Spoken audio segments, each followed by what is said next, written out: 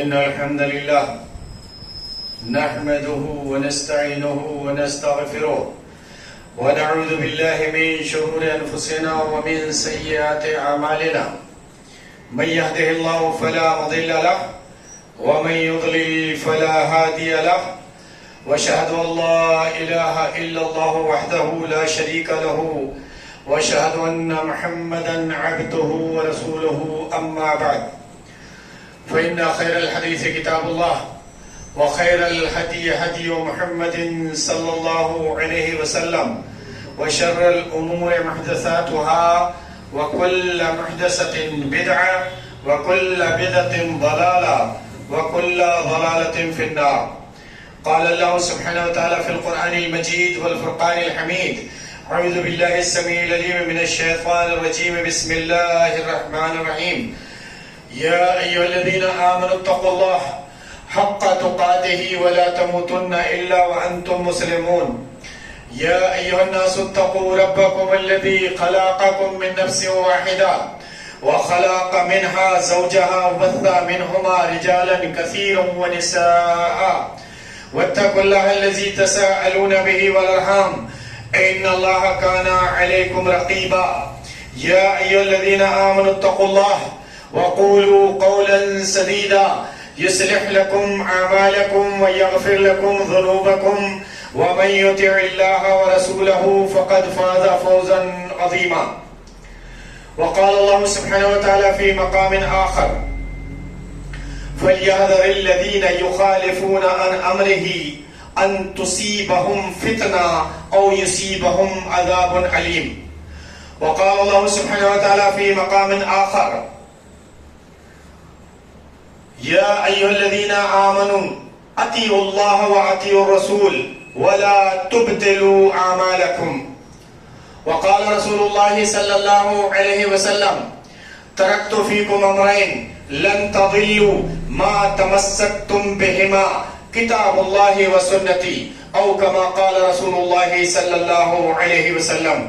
تمام قسم کی حمد و ثنا، کبریائی اور بڑائی اس رب العالمین کے لیے لائق و زیبا ہے جس نے ہمیں انسان کی شکل میں پیدا فرمایا، ہماری رشد و ہدایت کے لیے قرآن کریم جیسی کتاب اتاری، اور اس قرآن کریم کو سمجھانے کے لیے اپنے نبی محمد الرسول اللہ صلی اللہ علیہ وسلم کو اس دنیا میں مبعوث فرمایا. درود و سلام ہادی برحق سید المرسلین خاتم النبیین محمد ابن عبداللہ رحمت للعالمین صلی اللہ علیہ وسلم پر، جو ساری کائنات کے لیے رشد و ہدایت کا پیغام لے کر اس دنیا میں تشریف لائے اور اس گمراہ انسانیت کو زندگی جینے کے طریقے سکھائے اور زندگی کے ہر موڑ پر مکمل رہنمائی عطا فرمائی. ابھی میں نے جو قرآن کریم کی آیت تلاوت کی ہے، وہ آیت آج کے موضوع سے تعلق رکھتی ہے، اور جیسا کہ آپ جانتے ہیں کہ ان خطبہ جمعہ جو ہمارے چل رہے ہیں ان میں ہمارا موضوع سیرت نبوی کے تعلق سے چل رہا ہے، صلی اللہ علیہ وسلم کے تعلق سے چل رہا ہے، اور وہ بھی اس میں 2 خطبے ہو چکے ہیں، اور یہ آج تیسرا خطبہ ہے اس کے تعلق سے. اور وہ ہے کہ اس بات کی گواہی دینا کہ ہمارے نبی صلی اللہ علیہ وسلم اللہ کے رسول ہیں. اگر کوئی شخص گواہی دیتا ہے تو اس کے اوپر کون کون سی چیزیں لازم آتی ہیں. تو اس میں نے بتایا تھا کہ 4 چیزیں لازم آتی ہیں، یعنی اس پر لازم ہے کہ وہ ان 4 چیزوں پر عمل کرے گا. نمبر 1 طاعتہ فیما امر، کہ جس بات کا حکم نبی کریم صلی اللہ علیہ وسلم دے دیں، ہر مسلمان کو یہ لازم ہے کہ وہ اس پر عمل کرے گا، چاہے اس کا دل مانے یا نہ مانے، چاہے اس کا دماغ اس کو تسلیم کرے یا نہ کرے. نبی صلی اللہ علیہ وسلم نے جو کہہ دیا ہے ویسا ہی کرنا ہے، وہی حق ہے. دوسرا تصدیقہ فیما امر، تصدیقہ فیما اخبر، کہ جس بات کا ہمارے نبی صلی اللہ علیہ وسلم نے جو خبر دی ہے ہم کو، ہم پر لازم ہے کہ ہم تصدیق کریں گے کہ ہاں یہ بات سچی ہے. اور یہ دوسرا خطبہ اس کے تعلق سے ہوا تھا. آج یہ تیسرا خطبہ ہے، اور جو ہے اجتناب ما نہا عنہ و زجر، یعنی جس بات کو ہمارے نبی صلی اللہ علیہ وسلم منع کرتے کہ ایسا نہیں کرنا ہے تو چاہے پوری دنیا کہتی رہے کہ تم ایسا کر لو جیسا نبی نے منع کیا ہے، ہم کو وہ کام کسی بھی حال میں نہیں کرنا ہے. کہا اجتناب ما نہا عنہ وزجر، یعنی جس چیز کو نبی کریم صلی اللہ علیہ وسلم نے منع کر دیا. آپ جانتے ہیں کہ جس طرح سے نبی نے جو کرنے کا حکم دیا ہے وہ سنت ہے، اسی طرح سے نبی کریم صلی اللہ علیہ وسلم نے جس چیز کو منع کیا ہے وہ بھی سنت ہے. یعنی نبی صلی اللہ علیہ وسلم نے منع کر دیا کہ ایسا نہیں کرنا ہے، تو ایسا نہ کرنا یہ بھی سنت ہے نبی کریم صلی اللہ علیہ وسلم کی. تو ہم پر یہ لازم ہے کہ جس بات کو ہمارے نبی صلی اللہ علیہ وسلم نے منع کر دیا، چاہے ہماری گردن پر چھری رکھ جائے، لیکن ہم وہ کام نہیں کر سکتے ہیں جس کو ہمارے نبی صلی اللہ علیہ وسلم نے منع کر دیا ہے. لیکن آج کا ماحول دیکھیں، چھری رکھنا تو دور کی بات ہے. آدمی کھانا کھانے کے لیے بیٹھتا ہے، دہنے ہاتھ سے کھانا کھاتا جاتا ہے، بائیں ہاتھ سے پانی پیتا جاتا ہے. اس کو کوئی غم ہی نہیں ہے کہ نبی کریم صلی اللہ علیہ وسلم نے منع کر دیا ہے بائیں ہاتھ سے کھانے پینے سے. کوئی غم نہیں، کوئی بالکل ذرا سا احساس بھی نہیں آدمی کے اندر. بہرحال یہ تو میں نے ایک مثال دی ہے. دنیا کے معاملوں میں آج آپ انسانوں کو دیکھیں، کوئی بھی بات ہوتی ہے آج وہ پاس و لحاظ نہیں رکھا جاتا ہے کہ نبی نے اس بات کو منع کیا ہے، اس کو نہیں کرنا چاہیے. اللہ کے بندو، آپ کو پتا ہے کہ انسان جو ٹھوکر کھاتا ہے وہ کسی پہاڑ سے نہیں کھاتا ہے، بلکہ ایک چھوٹی سی گٹی ہوتی ہے، اس گٹی سے ٹھوکر لگ جاتی ہے. ہم کو ہمارے نبی صلی اللہ علیہ وسلم نے اگر منع کر دیا کہ یہ کام نہیں کرنا ہے تو ہم کو کسی بھی حال میں نہیں کرنا ہے، چاہے کچھ بھی ہو جائے. اگر کریں گے تو سمجھ لو کہ نبی کریم صلی اللہ علیہ وسلم کی مخالفت کر رہے ہیں. اور اللہ وحدہ لا شریک نے ارشاد فرمایا، میں نے قرآن کی آیت پڑھی تھی کہ فَلْيَحْذَرِ الَّذِينَ يُخَالِفُونَ عَنْ أَمْرِهِ أَن تُصِيبَهُمْ فِتْنَةٌ أَوْ يُصِيبَهُمْ عَذَابٌ أَلِيمٌ. نبی کریم صلی اللہ علیہ وسلم نے ارشاد فرمایا فَلْيَحْذَرِ الَّذِينَ يُخَالِفُونَ عَنْ أَمْرِهِ، کہ جو حکم آیا ہے، نبی کا حکم آیا ہے، اللہ کا حکم آیا ہے، جس کسی نے اللہ اور اس کے رسول کے حکم کی اگر مخالفت کی تو یا تو اس دنیا میں کسی فتنے میں پڑ جائے گا، ورنہ آخرت میں تو بہت بڑا عذاب ہے. آج انسان دنیا میں فتنے میں پڑتا ہے لیکن اس کو خوف ہی نہیں ہے، نہ ڈر ہے، اور نہ کبھی وہ سوچتا ہے کہ کہیں میں فتنے میں نہیں پھنس گیا، کہیں میں کسی فتنے میں تو نہیں پڑ گیا. اللہ کے بندو، ہم جانتے ہیں، ہم دیکھتے ہیں، بڑے بڑے لوگ ہیں اور آتے ہیں یہاں آتے ہیں، بڑے بڑے لوگ ہیں اور جو کہ دنیا کا اتنا علم رکھتے ہیں کہ اگر میں بتاؤں تو حیرت ہوگی. یہاں پر میرا مقصد یہ نہیں ہے بتانا، میرا مقصد یہ کہنا ہے، لیکن اتنا علم رکھنے کے باوجود بھی وہ یہ نہیں دیکھتے ہیں کہ کس چیز میں نبی کی مخالفت ہو رہی ہے، کس چیز میں نبی کی مخالفت نہیں ہو رہی ہے. ابھی یہ یہاں پر رکھا ہوا ہے پورا اتنا بھاری ڈھیر تعویذوں کا، جو کہ ایک شخص کے پاس کے تعویذ تھے. وہ اتنے تعویذ رکھے ہوئے ہیں، جو کہ عام آدمی نہیں تھا، کوئی بہت بڑا آدمی تھا، اس کے پاس میں اتنے تعویذ رکھے ہوئے ہیں، اتنے تعویذ رکھے ہوئے ہیں. اور وہ تعویذ لے کر آیا، جب دیکھا میں نے، پریشانی کیا ہے، ساری دنیا اتھل پھتل ہو گئی. اتنا بڑا کام تھا، اتنا، آج سب کچھ ختم ہو گیا. تو پھر کیا کیا بھیا، یہ تعویذ ایک یہاں باندھ لیا، ایک یہاں باندھ لیا، ایک یہاں باندھ لیا. اس سے تھوڑی آسانی ہو گئی. اللہ کے بندو، آسانی نہیں ہو گئی بلکہ تم پھنس گئے، ایک گہرائی میں چلے گئے، کفر میں پھنس گئے، بہت بڑے کفر میں پھنس گئے. تھوڑے بہت کفر میں نہیں، تم ایک دلدل میں گھس گئے جس کو نبی کریم صلی اللہ علیہ وسلم نے منع کیا تھا. کیا آپ کو پتا نہیں ہے؟ نبی کریم صلی اللہ علیہ وسلم نے ارشاد فرمایا من علق تمیمۃ فقد اشرک، کہ جس نے تعویذ باندھا اس نے شرک کیا، وہ شرک میں ملوث ہو گیا، جس کی کوئی معافی نہیں ہے، جس کو کبھی اللہ نہیں بخشے گا. اللہ وحدہ لا شریک نے کہا ان اللہ لا یغفر ان یشرک بہ ویغفر ما دون ذلک لمن یشاء، کہ اللہ تعالیٰ شرک کرنے والے کو کبھی معافی نہیں کرے گا اور اس کے علاوہ جو گناہ ہے وہ جس کو چاہے معاف کر دے. تو بتائیں کیسے اللہ معاف کر دے گا؟ اللہ نے ایک وعدہ کیا ہے کہ مشرک کو معاف نہیں کرے گا، تو وہ پھر وہ معاف کر دے گا، اپنے وعدے سے پھر جائے گا. اللہ کے بندو، غور کرو، قرآن پڑھو، قرآن کا ترجمہ پڑھو. اللہ وحدہ لا شریک ارشاد فرماتا ہے کہ فَلْيَحْذَرِ الَّذِينَ يُخَالِفُونَ عَنْ أَمْرِهِ أَن تُصِيبَهُمْ فِتْنَةٌ أَوْ يُصِيبَهُمْ عَذَابٌ عَلِيمٌ. اگر تم اللہ کے حکم کی، نبی کے حکم کی اگر مخالفت کرو گے، تم کروڑ پتی ہو جاؤ، تم ارب پتی ہو جاؤ، لیکن تمہاری ساری دولت تمہارے کوئی کام نہیں آئے گی. تمہارے دماغ میں ٹینشن رہے گا، وہ ٹینشن کبھی ختم نہیں ہو سکتا ہے. اور حالات ایسے ہی ہیں کہ اتنے بڑے کاروبار، سب کاروبار ٹھپ ہو گئے، سارے ختم ہو گئے. کیا ہوا بھیا؟ ان کو پتہ ہی نہیں ہے کہ وہ نبی کی مخالفت کر رہے ہیں. اللہ وحدہ لا شریک ارشاد فرماتا ہے کہ وَمَن يُشَاقِقِ الرَّسُولَ مِن بَعْدِ مَا تَبَيَّنَ لَهُ الْهُدَىٰ، کہ اے لوگوں اگر تم نے ہدایت آ جانے کے بعد نبی کریم صلی اللہ علیہ وسلم کی بات کو نہیں مانا، نبی کی مخالفت کی، نبی کی بات کو نہیں مانا، وَيَتَّبِعْ غَيْرَ سَبِيلِ الْمُؤْمِنِينَ، اور مومنوں کے راستے کو چھوڑ کر کوئی دوسرا راستہ اپنایا، اللہ وحدہ لا شریک ارشاد فرماتا ہے نُوَلِّهِ مَا تَوَلَّىٰ، تو ہم اس کو اسی راستے پر ڈال دیں گے، وَنُصْلِهِ جَهَنَّمَ، اور اسی راستے سے وہ جہنم میں چلا جائے گا، وَسَاءَتْ مَصِيرًا، اور جہنم کتنا برا ٹھکانہ ہے. تم نے گمراہی کے راستے کھولے ہیں، تم نے گمراہی کے کام کیے ہیں. جب تم گمراہی کے راستے کھولو گے تمہاری دنیا بھی خراب ہوگی اور تمہاری آخرت بھی خراب ہوگی. صرف دنیا ہی نہیں.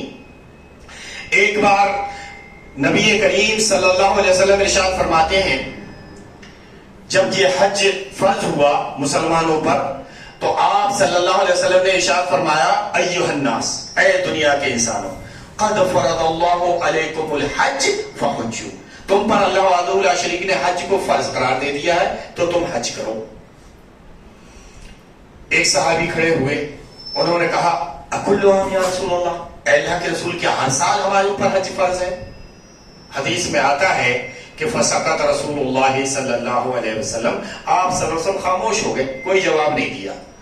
اس نے دوبارہ کہا اکل عام یا رسول اللہ، اے اللہ کے رسول کیا ہر سال ہمارے اوپر حج فرض ہے؟ آپ صلی اللہ علیہ وسلم خاموش ہو گئے. پھر جب اس نے کہا تو آپ نے جو جواب دیا وہ جواب سنے. آپ صلی اللہ علیہ وسلم نے ارشاد فرمایا کہ لو قلت نعم لوجبت، اگر میں ہاں کہہ دیتا تو تیرے اوپر ہر سال حج فرض ہو جاتا. اگر میں ہاں کہہ دیتا تو تیرے اوپر ہر سال حج فرض ہو جاتا. آپ صلی اللہ علیہ وسلم نے ارشاد فرمایا ذرونی ما ترکتکم، کہ اے لوگو جس چیز کو میں نے چھوڑ دیا تم بھی اس کو چھوڑ دو، یعنی جس کو میں نے تم سے منع کر دیا ہے تم اس سے باز آ جاؤ. لیکن آج مسلمانوں کا ایک طبقہ ایک نبی کریم صلی اللہ علیہ وسلم کی چھوٹی سی نافرمانی کرنے کی وجہ سے آج دیکھیں گمراہی میں کہاں چلا گیا. وہ نافرمانی پتہ ہے آپ کو کیا ہے؟ کیا نافرمانی کی؟ نبی کریم صلی اللہ علیہ وسلم حدیث میں آتا ہے نہا رسول اللہ صلی اللہ علیہ وسلم ان یجسس القبر وان یقضى علیہ وان یبنى علیہ، کہ آپ صلی اللہ علیہ وسلم نے، صحیح مسلم کی حدیث ہے، آپ صلی اللہ علیہ وسلم نے ارشاد فرمایا کہ میں تم کو منع کرتا ہوں کہ قبر پکی بنائی جائے، میں تم کو منع کرتا ہوں کہ قبر پکی بنائی جائے. اس پر مجاور بن کر بیٹھنے سے آپ صلی اللہ علیہ وسلم نے منع کیا، اس پر چوڑاکاری کرنے سے آپ نے منع کیا، اس پر روشنی کرنے سے آپ نے منع کیا، اس پر لکھنے سے آپ نے منع کیا، اس پر کپا بنانے سے آپ نے منع کیا. لیکن آج مسلمان نے ایک چھوٹی سی بات نہیں مانی تو آج دیکھو کیسے گمراہی کے اڈے بنے ہوئے. بنے یا نہیں بنے سب جانتے ہیں. لیکن یہ یاد رکھنا یہ نبی کریم صلی اللہ علیہ وسلم کی ایک چھوٹی سی نافرمانی کا یہ نتیجہ ہے. اگر نہ یہ قبریں پکی بنی ہوتی اور نہ آج یہ سب کچھ ہوتا جو آج ہو رہا ہے وہاں. اب مولوی منع کر رہے ہیں، ارے یہ سب حرام ہے، ارے یہ کیوں کر رہے ہو، ارے یہ عورتیں اتنی کیوں جا رہی ہیں، ارے یہ سب ننگے سیر اور ایسے کیوں گھوم رہی ہیں. آج منع کر رہا ہے. جب تو نے ایک جڑ لگائی ہے گمراہی کی، ایک نیو جب گمراہی کی لگائی ہے تو گمراہی تو آگے پھیلے گی. تم کاش نبی کریم صلی اللہ علیہ وسلم کی اس بات کو مان لیتے کہ آپ صلی اللہ علیہ وسلم نے کہا کہ پکی قبریں بنانا منع ہے تو آج یہ اتنی گمراہی اتنی دور تک نہیں پھیلتی. بہرحال کہنے کا مقصد یہ ہے کہ آپ صلی اللہ علیہ وسلم نے ارشاد فرمایا ذرونی ما ترکتکم، کہ اے لوگو جس چیز کو میں نے چھوڑ دیا تم بھی اس کو چھوڑ دو، جس کو میں نے چھوڑ دیا تم بھی اس کو چھوڑ دو. کس لیے؟ اس لیے کہا فَإِنَّمَا هَلَكَ مَنْ كَانَ قَبْلَكُمْ بِكَثْرَةِ سُؤَالِهِمْ وَاخْتِلَافِهِمْ عَلَىٰ أَنْبِيَائِهِمْ، کہ تم سے پہلے جو قومیں ہلاک و برباد ہوئیں ان کی وجہ یہ تھی کہ وہ اپنے نبیوں سے فالتو سوال کیا کرتے تھے. واختلافہم علی انبیائہم، اور اپنے نبیوں سے اختلاف کیا کرتے تھے. اپنے نبیوں سے کیا کرتے تھے؟ اختلاف کرتے تھے. یعنی جس کو نبی نے کہا ہے وہ نہیں کرتے تھے، جس کو نہیں کہا ہے وہ کرتے تھے، مخالفت کرتے تھے. آپ صلی اللہ علیہ وسلم نے ارشاد فرمایا فَإِذَا أَمَرْتُكُمْ بِشَيْءٍ فَأْتُوا مِنْهُ مَا اسْتَطَعْتُمْ وَإِذَا نَهَيْتُكُمْ عَنْ شَيْءٍ فَدَعُوهُ، کہ اے لوگو جس چیز کا میں تم کو حکم دے دوں اپنی طاقت کے مطابق اس پر عمل کر لو، اور جس چیز سے میں تم کو منع کر دوں تم اس سے باز آ جاؤ. لیکن آج مسلمان باز نہیں آئے تو اس کا خمیازہ بھگت رہے ہیں. دنیا بھی خراب ہو رہی ہے اور آخرت بھی خراب ہوگی. ایک بار نبی کریم صلی اللہ علیہ وسلم نے ارشاد فرمایا لا تباغضوا ولا تحسدوا ولا تدابروا وكونوا عباد الله اخوانا. لا يحل لمسلم ان يهجر اخاه فوق 3 ايام. آپ صلی اللہ علیہ وسلم نے ارشاد فرمایا لا تباغضوا. اگر اسی حدیث پر اگر یہ مسلمان عمل کر لے، صرف ایک حدیث پر، تو سارے جھگڑے فساد ہی ختم ہو جائیں. صرف ایک حدیث پر. فارمولے ڈھونڈتے پھرتے ہیں کہ اتفاق کیسے ہو، مسلمانوں میں اتحاد کیسے ہو. اللہ کے بندو، فارمولے تمہارے نبی صلی اللہ علیہ وسلم نے اب سے 1400 سال پہلے بتا دیے تھے. آج نہیں، اب سے 1400 سال پہلے بتا دیے تھے. کوئی ماننے والا تو ہو. نبی کی بات اگر نبی نے منع کیا، آپ دیکھیں صحابہ اکرام رضوان اللہ علیہم اجمعین کو، کہ آپ نے کہا کہ پالتو گدھے کا گوشت حرام ہے. جیسے ہی گدھے کا گوشت حرام ہوا، صحابیوں نے جو گوشت کی ہنڈیاں پکڑی تھی، وہ پکتی ہوئی ہنڈی، ان کو یہ نہیں کہا کہ چلو اب تو یہ حرام ہوا ہے اب ہی کھا لو بعد میں رہ جائے گا، ایسے ہی پلٹ دی گئی. وہ سب کی سب حدیثوں میں آتا ہے کہ وہ سب جو گوشت بن رہا تھا، جو پک رہا تھا، گدھے کا گوشت، پالتو گدھے کا گوشت، تو اس گوشت کو ایسے ہی اٹھا کے پوری کی پوری ہانڈی پلٹ دی گئی. کسی نے یہ نہیں کہا کہ نہیں رکو تھوڑا، کوئی بات نہیں. ایسے ہی میں نے ایک انگوٹھی کا واقعہ بیان کیا تھا کہ ایک صحابی کو آپ صلی اللہ علیہ وسلم نے کہا یہ سونے کی انگوٹھی ہاتھ میں پہن رکھی ہے تم نے، یہ تمہارے لیے صحیح نہیں ہے. انہوں نے نکال کر فوراً ہی پھینک دی. تو کہنے کا مقصد یہ ہے کہ یہ ساری دلیلیں اور ساری باتیں، ساری مثالیں قرآن اور حدیث میں موجود ہیں، لیکن کوئی عمل کرنے والا تو ہو، کوئی ان کو دیکھنے والا تو ہو. اللہ وحدہ لا شریک نے ارشاد فرمایا کہ وما آتاکم الرسول فخذوہ وما نہاکم عنہ فانتہوا، کہ اے مسلمانوں جس چیز کا نبی کریم صلی اللہ علیہ وسلم تم کو حکم دے دیں تم اس پر عمل کر لو، اور جس چیز سے تم کو منع کر دیں تم اس سے باز آ جاؤ، یہی تمہارے لیے بہتر ہے. تو نبی نے جس چیز کے لیے منع کر دیا ہے، مسلمانوں کو چاہیے کہ ان سب باتوں سے بچ کر رہنا چاہیے، کسی بھی حال میں وہ کام نہیں کرنا چاہیے. میں حدیث پڑھ رہا تھا، اس کا مفہوم اس طرح سے ہے کہ ارشاد فرمایا آپ صلی اللہ علیہ وسلم نے لا تباغضوا، ایک دوسرے سے غصہ مت کرو. اچھا، اگر آدمی غصہ کرنا چھوڑ دے تو لڑائی جھگڑے ہوں گے؟ نہیں، اسٹارٹنگ تو یہیں سے ہوتی ہے، شروعات تو یہیں سے ہوتی ہے، غصے سے ہی شروعات ہوتی ہے. نبی نے فارمولہ دیا کہ اگر تم کو غصہ آتا ہے تو تم کیا کرو، اگر کھڑے ہو تو بیٹھ جاؤ، بیٹھے ہوئے ہو تو لیٹ جاؤ، پھر بھی غصہ ختم نہیں ہوتا ہے تو جاؤ وضو کرو اور نماز کے لیے کھڑے ہو جاؤ. غصہ ختم ہو جائے، تب تک نماز پوری ہوگی، تب تک غصہ ختم ہو جائے گا. کیا ضرورت ہے؟ لیکن جب شیطان قابض ہو جاتا ہے، شیطان سے پوچھا گیا کہ تو اس انسان کو کیسے کنٹرول کرتا ہے، کون سا طریقہ ہے جو کہ بہت اچھی طرح سے تو اس کو کنٹرول کر لے؟ تو شیطان نے بتایا، کہا کہ میں اس کو جس وقت اس کو غصہ آتا ہے تو اس وقت یہ میری فٹ بال ہوتا ہے، میں جدھر چاہتا ہوں ادھر لات مار کے اس کو پھینک دیتا ہوں. یہ شیطان بتا رہا ہے. اللہ کے بندو، نبی نے بتایا لا تباغضوا، غصہ مت کرو. دوسری بات بتائی ولا تحسدوا، اور نہ ہی ایک دوسرے سے حسد کرو. لا تباغضوا ولا تحسدوا ولا تدابروا، اور نہ ہی ایک دوسرے کے خلاف تدبیریں کرو. تدبیر ایک دوسرے کے خلاف، ہاں ایسا کر لو تو یہ برباد ہو جائے گا، ایسا کر لو تو یہ تدبیر. نبی صلی اللہ علیہ وسلم نے کہا تدبیریں کرنے کو منع کیا. اور آج عورتیں فلاں جگہ سے تعبیر آ رہی ہے، تدبیر، یہی تو تدبیر ہوتی ہے کہ فلاں میرے کنٹرول میں نہیں ہے، میرے قبضے میں نہیں ہے، میرا آدمی مجھے کم خرچہ دیتا ہے، ادھر ادھر زیادہ دیتا پھرتا ہے، تو لاؤ کچھ نہیں ہو تو ایک تعویذ کرا کے لا کے دے دی، لو بھائی. کوئی تدبیریں ایسی کی جاتی ہیں، اگر یہ تدبیر کسی ایک دوسرے کے خلاف لوگ کرنا چھوڑ دیں تو پھر جھگڑے فساد کہاں ہوں گے اللہ کے بندوں؟ کہا لا تباغضوا ولا تحسدوا ولا تدابروا، اور کہا وکونوا عباد اللہ اخوانا، اے اللہ کے بندو آپس میں بھائی بھائی بن جاؤ، آپس میں بھائی بھائی بن جاؤ، ایک دوسرے کے خلاف تدبیریں مت کرو، غصہ مت کرو، ایک دوسرے سے حسد مت کرو، ایک آپس میں بھائی بھائی بن جاؤ۔ کہا لا یحل لمسلم ان یحجر اخاہ فوق ثلاثۃ ایام، ایک مسلمان کے لیے یہ جائز نہیں ہے کہ اپنے دوسرے مسلمان بھائی سے 3 دن سے زیادہ ناراض رہیں۔ اور اپنے ہاں دیکھو حالات ایسے ہیں کہ بھائی بھائی آپس میں مہینوں باتیں نہیں کر رہے ہیں، سالوں باتیں نہیں کر رہے ہیں، ذرا سی کوئی بات ہو گئی غصہ ہوئے بیٹھے ہوئے۔ نبی صلی اللہ علیہ وسلم کی حدیث ہے، آپ صلی اللہ علیہ وسلم نے ارشاد فرمایا کہ ہفتے میں ایک دن فرشتے اللہ کے پاس پیش ہوتے ہیں اور اللہ وحدہ لا شریک ان سے ان کے سے سوال کرتا ہے کہ کس نے کیا کیا کیا، وہ رپورٹ دیتے ہیں اپنی۔ آپ صلی اللہ علیہ وسلم ارشاد فرماتے ہیں تب اللہ وحدہ لا شریک ان سے کہتا ہے کہ اچھا جس نے شرک نہیں کیا ہے میں نے ان سب کو معاف کر دیا۔ کہا اور کوئی؟ کہا ایک ان لوگوں کو چھوڑ کے جو کہ آپس میں ایک دوسرے سے ناراض ہیں، ان دونوں بھائیوں کو چھوڑ دو، دونوں کو چھوڑ دو، یعنی ان کی معافی تلافی نہیں کرتا ہے اللہ، ان کو معاف نہیں کرتا ہے۔ یہ حدیثوں میں موجود ہے، صرف تلاش کرنے کی ضرورت ہے، پڑھنے کی ضرورت ہے۔ بہرحال کہنے کا مقصد یہ ہے کہ ہمارے نبی صلی اللہ علیہ وسلم نے جن باتوں کو ہم سے منع کر دیا ہے کہ یہ کام نہیں کرنا ہے تو ہم کو کسی بھی حال میں نہیں کرنا ہے، چاہے کچھ بھی ہو جائے۔